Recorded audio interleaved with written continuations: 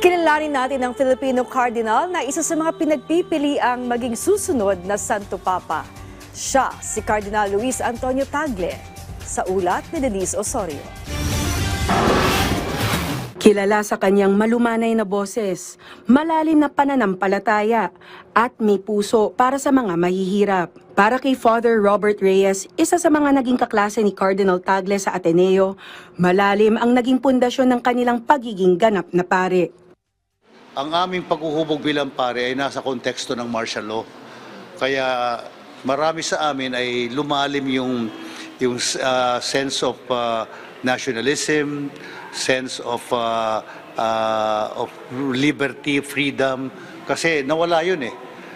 Taong 1957, isinilang si Cardinal Tagle na parehong mayroong dugong Filipino at Chinese.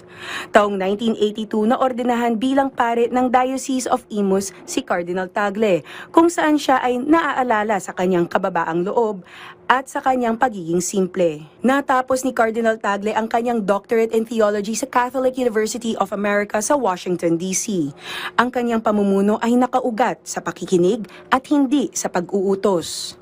Pari na siya noon, pinadala siya sa US para mag-aral, PhD sa Catholic University, pero nagkukulang yung kanyang scholarship. So nagtrabaho siya bilang, siyempre, nagmimisas siya, nagbibigay ng retreat recollection, tapos nagtrabaho siya sa isang hospice for AIDS victims, AIDS patients.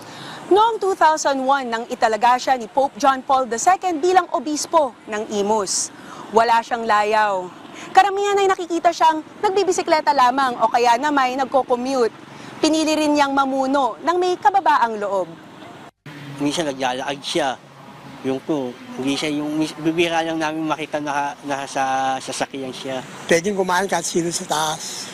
Lahat, pati mga lay minister, mga commentator, saka yung mga mother butler. Kami ganoon din, pwede rin yung kumain lahat daw sa taas. At noong 2019, itinalaga siya ni Pope Francis para pamunuan ang Congregation for the Evangelization of Peoples na nakatuon sa pagpapalaganap ng mabuting balita. Noong 2024, nang gawaran ng bansang France si Cardinal Tagle ng Legion of Honor. Mula sa Parañaque hanggang sa Papal Chambers, ang kanyang paglalakbay ay nagpapakita lamang ng isang simbahang nagpapanibago. Isang simbahan na nakikinig, dumadamay, at naghihilom. At ayon kay Father Nono, ito rin ang pangarap ni Cardinal Tagle para sa simbahan. Nananatili ang mensahe ni Cardinal Tagle, isang pamumunong nakaugat sa pananampalataya, pag-ibig at pag-asa.